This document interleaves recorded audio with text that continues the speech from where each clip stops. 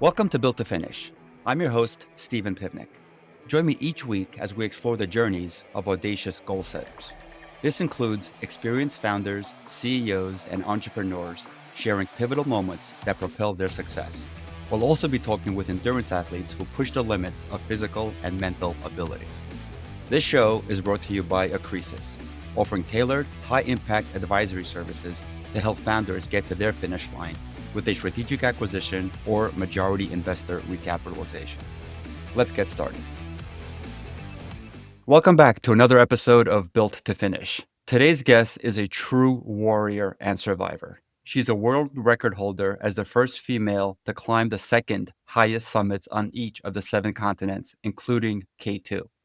She's an international speaker and author of Breakproof, which dives into strategies for life goals and business success. She's the host of the Seek Your Summit podcast, which is focused on inspiring others to go beyond success to a life of significance. She's the president, CEO, and founder of Clearwater Wealth Management. Jenn Drummond, welcome to the show. What an intro. Thank you for having me. Yes, you did do all of these things. Yes, I did. So, Breakproof is all about resilience. It's a great book. What was the defining moment in your life that made you realize you needed to master resilience and then teach it to others? I mean, I think everything comes on the other side of resilience. So we see a lot of people not hitting their goals or not being at the lives that they desire. And I think resilience is the answer to getting to those problems solved. Agreed. In case the listeners don't know much about your background, I'll share a little bit. You survived a near fatal car accident and went on to become the first woman to complete the second 7 summits. How did that experience reshape your perspective on fear and personal limitations? Yeah, a car accident shifts a lot of things in one's life. Sure. It definitely became a line in the sand for me. And I watched I watched the car hit the semi truck. And when I watched it happen, I knew, like, the only chance I had of surviving was surrendering to the experience instead of trying to, like, white knuckle it or power through it. Hmm. Um, and in that surrender, I survived. And the scariest thing happened, which was, like, shoulda died and didn't. And all of a sudden I didn't, and I was like, I wasn't even scared. Like, what I was scared of is there were so many things I wanted to see, do, and experience on this planet before my time was up. So my fear shifted to what happens if I run out of time Hmm. versus how scary is this activity I'm doing? Like, I'd rather do the thing than not have the experience of trying. And when that shifts, like, your perspective on fear, like, life shifts for you. It sure does. Yeah. Yeah. So I'll speak about not trying. So you've tried all of the second 7 summits, and but you've done the big boy. You've scaled Everest. Yeah. And I can't wait to talk to you about that because I have a bunch of Everest questions, which I Yeah. hope everybody will find interesting as well. But before we speak about Everest, the second, like, how did you come up with that goal to be the first woman to do the second of the highest 7 summits? Yeah, so it's a goal that evolved, which I think a lot of ours do, right? We have this idea and then it gets, like, exponentially larger and exponentially larger. Hmm. So I was training for a mountain named Ama de Blanc. You'll see it on your way to Everest. It's still probably one of the most stunning mountains in the world. It's Hmm. very often photographed. At one point, I thought it was the Paramount Pictures logo. I have since learned that that's not the case, but it did help me get up that mountain because I'm like, "I'm gonna go to a movie and say I climbed this thing." Um, my son heard "Ama de Blanc" as "I'm a dumb blonde," not "Ama de Blanc," and he was in an argument that we were having, he was like, "If we do hard things, then why are you climbing a mountain called I'm a dumb blonde instead of a real mountain like Mount Everest?" And I looked at him, I'm like, "You're cute. Finish your homework. We'll look at Th- Everest." And that night after looking at Everest with him, I decided, I'm gonna climb Everest, and I'm gonna show him whatever Everest is we're capable of summiting, and to climb Everest, I need to call a coach. So I called a coach, and the coach is like, "Yeah, I can get you ready. Buy this book about becoming an uphill athlete. We'll go through some of the exercises." And so I bought the book. In the front of it, there's a story of a lady who got a Guinness World Record. I Mhm. was homeschooling during COVID at this time, right? So my, like, patience is being tested.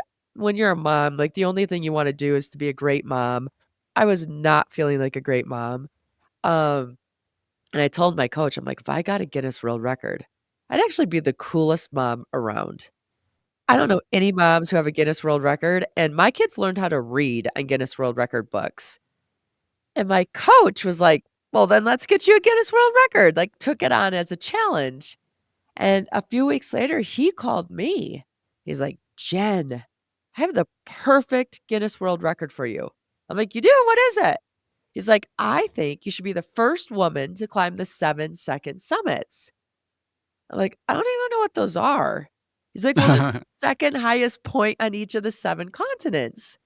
I'm like, "Well, why would I wanna climb the second highest point instead of the highest point? Like, what's this?"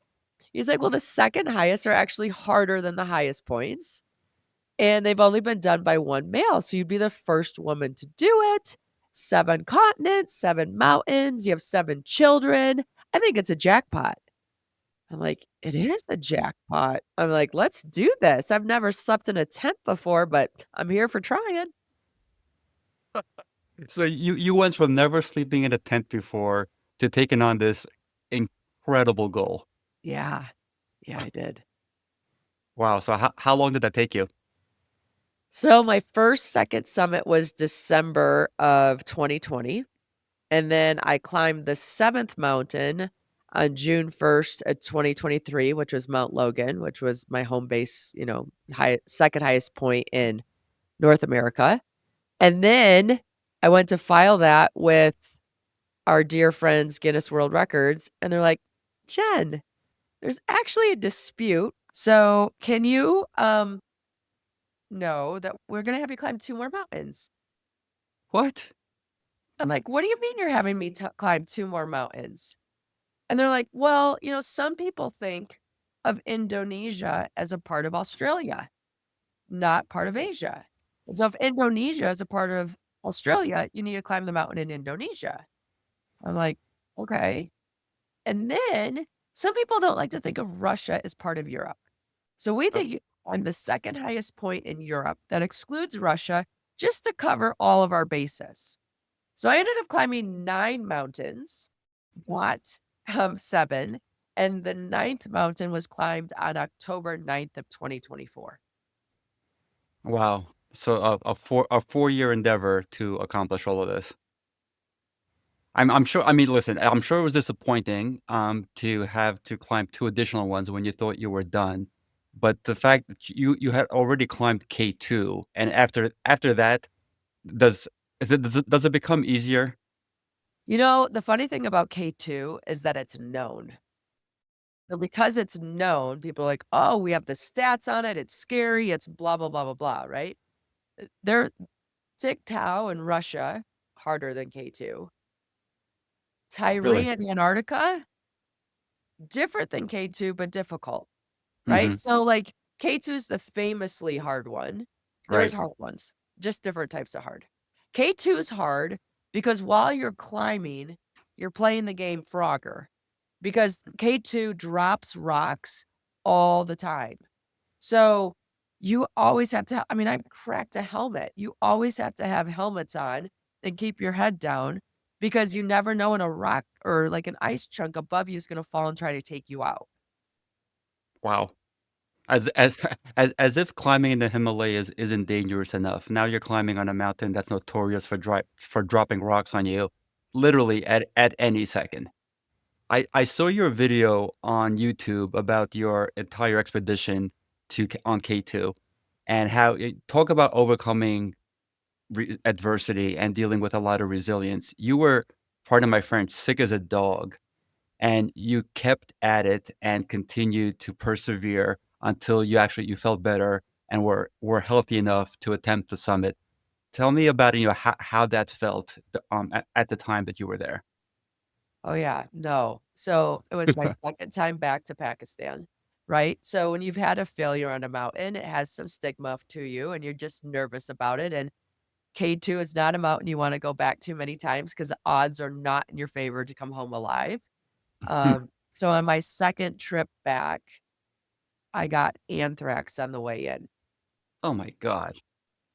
Like, what? Like, how is that even possible? Like, I didn't even know. Like, I thought it was like some chemical warfare that you licked envelopes and got it, right? Like I didn't know it was an actual natural bacteria. And so we didn't know I had it. Like I had gotten giardia, unfortunately. So I went on an antibiotic. We think that cut back all my good and bad bacteria. So now I'm susceptible to anything that's airborne or I'm near. I was near farm animals because we hiked them in to carry our gear. We hiked them in Hmm. to eat them and things like that. Third world countries, farm animals often carry anthrax, but if your body's not immune compromised, you're not gonna get it because it's not at enough dose to make you sick. Hmm. But if you're immune compromised and that bacteria gets into your body, which it can be airborne, then it can set up house and it Oh. gives you symptoms that make it look like you have giardia again. So we kept treating me as giardia. So I'd take the antibiotics, it would cut it back, I'd be healthy for a couple days, and then all the symptoms would come back. And we're like, "This is just bananas." And finally, the doctor's like, I don't think this antibiotic's working for you. I think we're just done." And so I had lost almost 25 pounds. Like, I was pretty lean for me. I'm pretty lean naturally, so I was really lean. That's a lot. Losing 25 pounds before such a arduous endeavor? Yeah, it was not awesome. And my guide is like, "You're not ready." I'm like, "No, I have to be ready because 'cause I'm not coming back. Like, we're doing this." And he's like, "You haven't eaten, you're not holding food in, whatever." I'm like, "I don't care. We're gonna give it an attempt and see what happens." And so we climbed, you have a guide with you and you're climbing and yeah, it wasn't my fastest ascent by any means. It wasn't my happiest ascent by any means, but I got the job done. Nobody was injured or at risk during the pursuit. We got to the top of the mountain, which I'm ecstatic about. I Mhm. call my family on my phone, and so we're calling them on the satellite phone, and I have a voicemail. I'm like, "How do I have a voicemail on this?" You're listening to voicemail messages at the top of K2. On the Kappa K2 on a sat phone, not a regular phone, but on your Right. satellite phone. And so this voicemail is, like, from my kids' camp. I have 2 boys at our camp, and they don't like it, and so they checked themselves out. Oh, no. I'm like, "No, no, this is not possible. I paid tons of money for these guys to be in Yosemite National Park on a summer camp. Like, what is Mm. going on?" So I call the camp and I'm like, "I'm sorry, like, what's happening?" And like, "Yeah, your kids don't like it. They're at the ages where we don't make people stay if they don't like it. This is a privilege, not a punishment. They need to be picked up." I'm like, "Well, can I talk to them?" They're like, "Well, you can't right now, but we can arrange a call." But they've already been assigned a counselor. They're staying in a hotel with a counselor for a daily fee that was obnoxious until you get them. Yeah, co sure, I'll be right there. I'm at the top of K2 in Pakistan. So, like, we get down the mountain and it's a 55-mile trek out. I'm sick still, right? Like, I am sick. And, like, we're trekking out. I'm leaving all my stuff because 'cause I'm like, "I can't carry the weight. It doesn't matter. I'll buy the things again." We get back. I get to the airport. I catch a flight home. Like, I grab my kids. I walk into my front door, and my nanny that's been with us since my kids were born is like, "You're going to the hospital." I'm like, "Yeah, I know. It's been getting worse." I started throwing up water on the airplane and all like, it just got bad. And so I went straight to the hospital. My doctor works there, and we're running tests, and they're like, okay, were you by farm animals?" They're asking all the questions. I'm like, "I wasn't by farm animals. I was climbing a mountain." Like, "Oh, no, I was by farm animals. I forgot they carry our stuff in." He's like, "Okay, we're gonna run this test." And they ran that test. They're like, "Oh my gosh, you have anthrax." Like, that's why they ask you when you travel if you've been around animals in third world countries because that's something you can get. Mhm. And they're like, "Thank God you came home when you came home. You have a 40% chance of living right now with how bad this is operated in your system. Oh my We gotta god. put you in IV antibiotics and knock it out. A day or 2 longer, you would be dead." And so I sit there and think like, my kids, like, would be the only reason why I would have boogered my little butt out of there as fast as I could. And thankfully, that's the message I had because that's the message I needed to get home, to get help, to get healthy, and to be here today. That is amazing. A voicemail message on a sat phone from your kid's camp saved your life. Unbelievable, unbelievable. I'm just I'm shaking my head. So, you've continued climbing since you set the record, and you've climbed, 2 mountains this year. Is that right? Aconcagua, and you're going to climb the second for the year in Alaska? Yeah, so when I like, a lot of times when you're in these countries and you're training, you're gonna climb the highest mountain first if it's nearby to Mhm, acclimatize so that your body knows the oxygen and can handle the harder task of the second highest because it's normally more technical or something else is weird about it that makes it more challenging. And mhm. so for me, when I was, like, finalizing this all up, I'm like, "I have 3 more mountains, and I have all the highest summits done too, and then I'll have a record for the 1st and 2nds, not just the 2nds." So, like, I'm gonna go finish those. So, I did Aconcagua in January, and I'm training to head to Denali in May. Awesome. I climbed Aconcagua several years ago, and I had a phenomenal experience. I think you're going to enjoy it immensely. Oh, I had an experience, and mine wasn't phenomenal, but I'm here, so we're good. 5 days. It is not recommended to do in 5 days because you need to acclimate. And while I was there, my grandma passed away, and so I needed to get home to attend her funeral, and I'm like, "I'm not coming back here, let's just Hail Mary pass it and see if we make it happen." And that's what we did.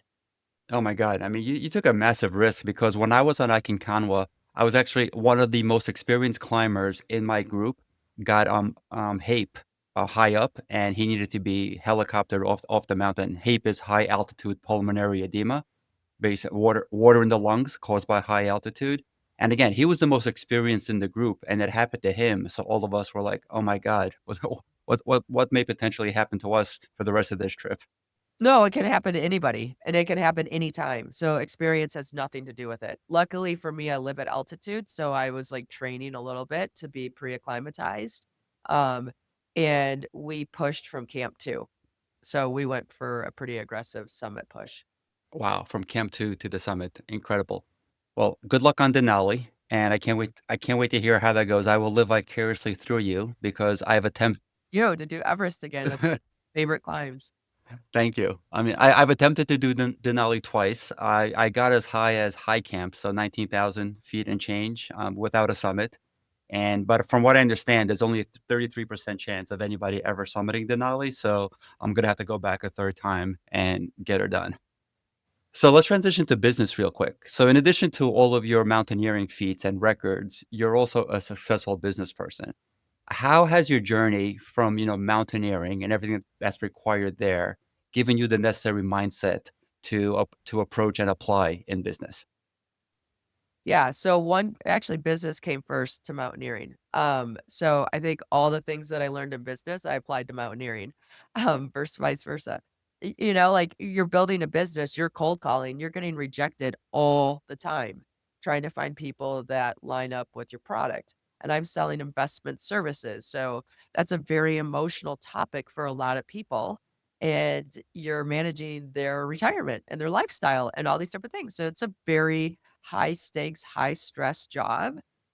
So when I was in the mountains, I'm like, hey, at least no one's yelling at me, or at least the market's not, it's snowing, which is like the market being down, or, like it was just like so much of it was like, I've been here before. We're good. Nothing's bad forever. Nothing's good forever. Let's just keep climbing. That's amazing that you had all of those business experiences to relate to and to create analogies out of. Yeah, yeah, yeah, yeah. I kept telling myself, I'm like, big mountains take big teams. Like, you're gonna build a big company, you need a big team. Like, so it was funny because when you're on Everest, the amount of people that help you to get to the top of that mountain is mind blowing.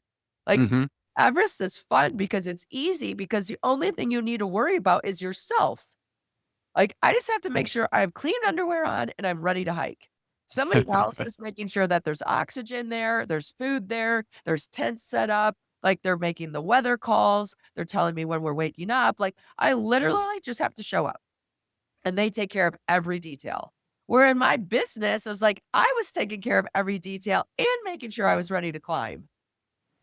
You're making it sound so easy that my confidence level just went through the roof, that because of all the assistance that's gonna be on my team, I'm definitely making it to the top. Are, like, Everest is a blast, like, everybody loves Everest because it is a well-oiled machine, and they've done it a million times, they all work together. It's fascinating how it all comes together.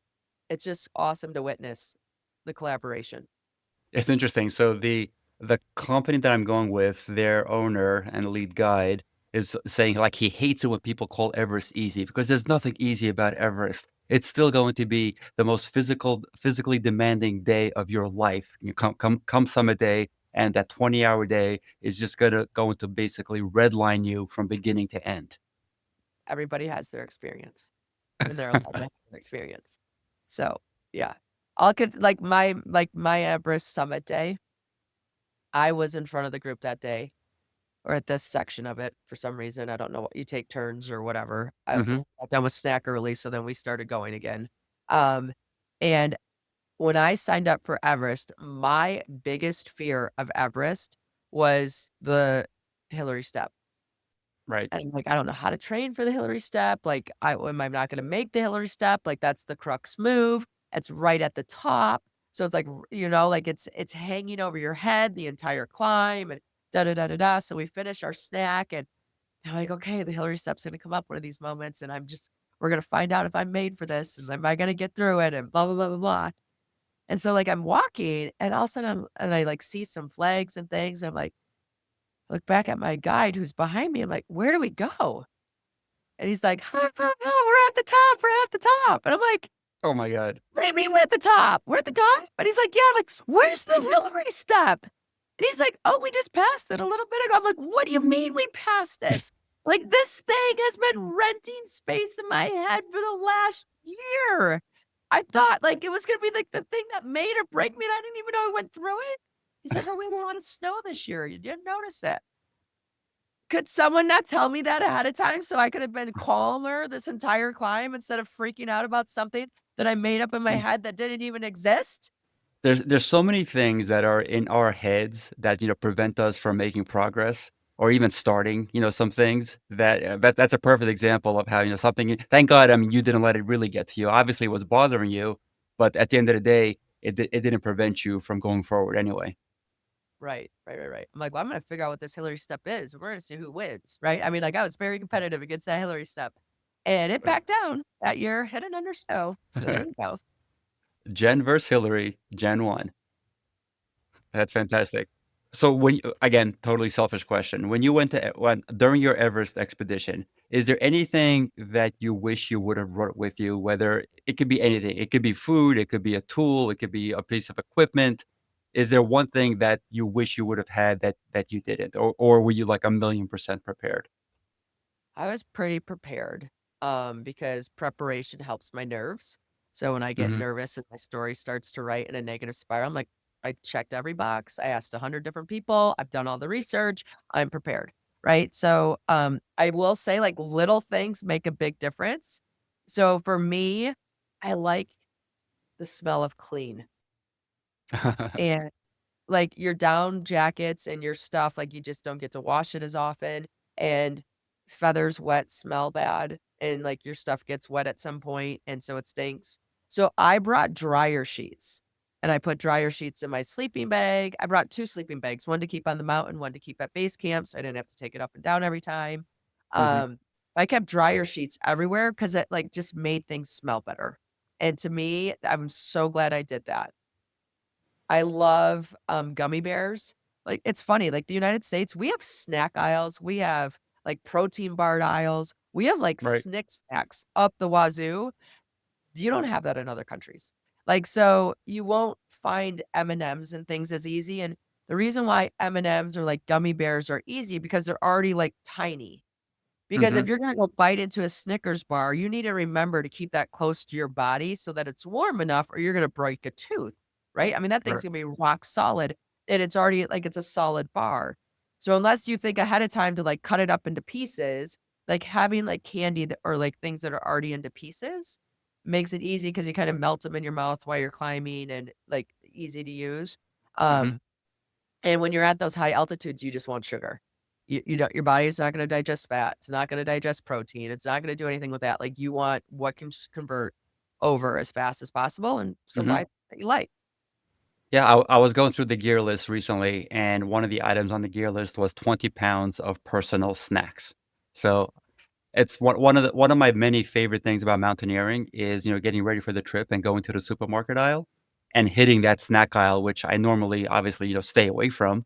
But in preparation for a trip, it's almost like shopping for Halloween. You just, stock up on as much junk food as possible to your point, because that's what the body needs at high altitude. Yeah, and you're just like, "This is why I climb, so I can eat gummy bears and M&Ms, we're good." I love it. I'm going to Everest so I can have a Snickers bar. Yeah. So going back to entrepreneurship for a second, what do you think are the main lessons from your book Breakproof that are most applicable to entrepreneurs as they're scaling their business and also as they're dealing with setbacks? People over peaks, okay? Like, that's like a mantra that I live by in every field of my life. Uh, if you want your business to last for the long haul, put your people in front of the profits. If you wanna get to the top of the mountain, sometimes you need to climb down to climb up. Make sure you're taking care of your people and not putting the summit ahead of them, because you'll get to the top of the mountain. And Hmm. if you're gonna get to the top of the mountain, who's with you matters. And so making sure you're taking care of your people along the way is what's gonna give you the best memories and the most reward and the biggest impact, and just everything's better. I could not agree more.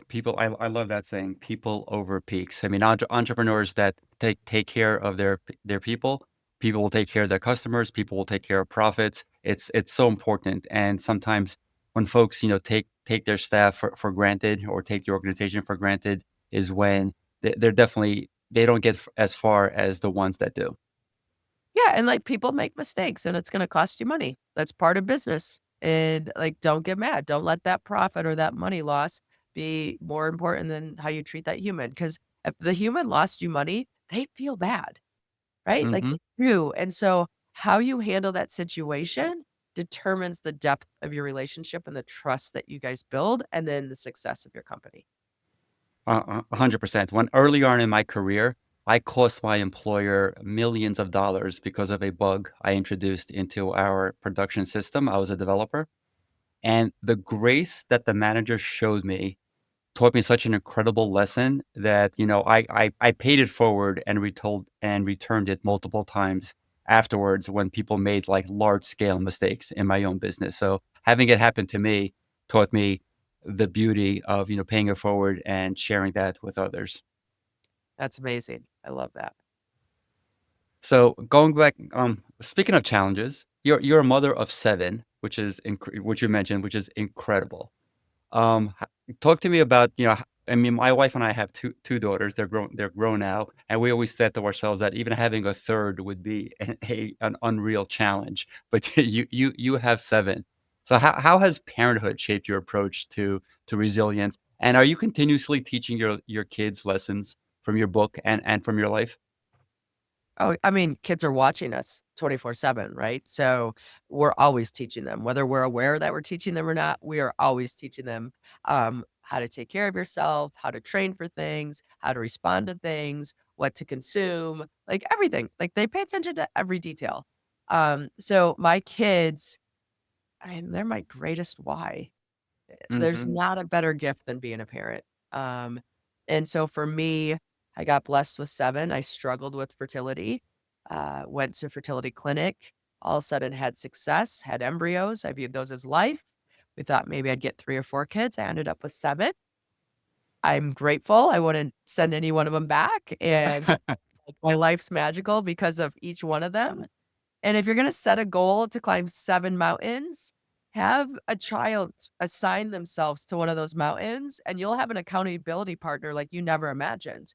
Because you can't climb their sibling's mountain and not the one that they picked, and have them not take that personal, right? So, they definitely helped me, get to the top of these summits. No, it's like, so just being a parent is awesome, and it's challenging, and it's hard, and it's learning when it's a dance, right? When do I Mhm. step in? When do I hold space? When do I give advice? When do I ask for advice? And it's it's just a way to experience life with another human that you're in awe of. It's beautiful, and the fact that you have 7 and then climbed 7 summits, I mean, that's just unreal. So you sat down with your kids and you basically said, "Here, everybody go pick one." Like, I'm just curious, like, what was that process? How did they pick one? And so I'm like, "Hey, guys, like, my coach thinks I should set a Guinness World Record of climbing the 7 mountains." And my kids are like, "Well, what are they? I wanna pick one of them." And, like, it was, like, within 5 minutes, everybody had a mountain, and here we were, ready to go. That's great. I mean, my story pales in comparison. I have my 2 children, and my wife, pick a mile during a marathon so that I can dedicate a mile to them. But that's tiny compared to having somebody select an actual peak. That's Well, you'll awesome. be using that methodology on Everest too, because there's, like, sections that are just long and boring and monotonous, and you just feel like you're not making progress, and so during those sections, you dedicate them to somebody, right? Okay, Mhm. this section, I'm gonna talk about my son Jack and send wishes to him and play memories with him and whatever, and then your alarm goes off. I'm like, "Okay, this section's about Joe," and it just takes you out of the monotony and the drudgery of the task that you're on and makes it enjoyable. That's the best advice I've received yet. I'm gonna use that same methodology to I'm gonna go through I'm going on the no you probably summited the south side? Yeah, you said Hillary Step, so that's south. I'm going on the north side, so I think there's gonna be 5 or 6 sections. I'm gonna do that later today. I'm going to name each one of them for my children, my wife, and other family members, so that when I'm there, I'm gonna say to myself, "If I don't make it up this section, I'm letting this person down." Yeah, exactly. That's what and it's kinda like all of life, right? Like, it gets really hard when it's just us, but when you make that purpose bigger than ourselves, you have a well of energy to pull from that helps you get up the mountain. 100%. So, creating a purpose that's bigger than ourselves. So you recently, set up a trip to Kilimanjaro for women. Tell me a little bit about that and how that went. Yeah, well, I actually did a trip, with a couple of my kids and then some different age groups and things of people to put together, and then, had a great time with that. And then put together a trip for another like, somebody reached out to me and said, "Hey, I wanna put together an all-women's trip. Would you help us do this?" And blah, blah, blah, blah, blah. I'm like, "100%." So, we're gonna have that come up this summer. I'm really excited about it. It's just fun to teach leadership in a spot where you have to demonstrate it and you're not comfortable. Because it's easier to be a good leader when you're comfortable. It's hard to be a good leader when you're being challenged as a leader. And the mountains give us that space to practice that skill to apply back when we're home. Yep, they sure do. They definitely do. So you've got a serious climb coming up later this summer. Beyond that, what's next, or you haven't planned that far yet? I have a son going to college this fall, and so, like, I am being really hoardy with my time lately and just, like, saying no to a lot more things than I normally would because I wanna make these moments matter. And Yep. so, yeah, I'm in that season of hoarding my time and not committing to too much. I'm doing speaking engagements, which I love, and those are easy because 'cause I'm in and out of a city in 1 or 2 days, and I'll Mhm. bring a kid with me, and we'll get date time and all that kinda stuff, so, yeah. That's great. There's nothing like seeing mom in action. That's phenomenal. So tell us a little bit about Clearwater Wealth Management. Who is your target customer, and what type of services do you provide? Yeah, so we work with individuals and businesses on employee benefits, and then individuals on those types of benefits as well. Typically, if somebody's ready to retire and they Mhm. have the nest egg that they need to now turn into an income stream for a few decades or, 20, 30, 40, 50 years. So that's our ideal client. Um, we've been in the business independently since 2005, so 20 years. We manage about 1 billion in assets.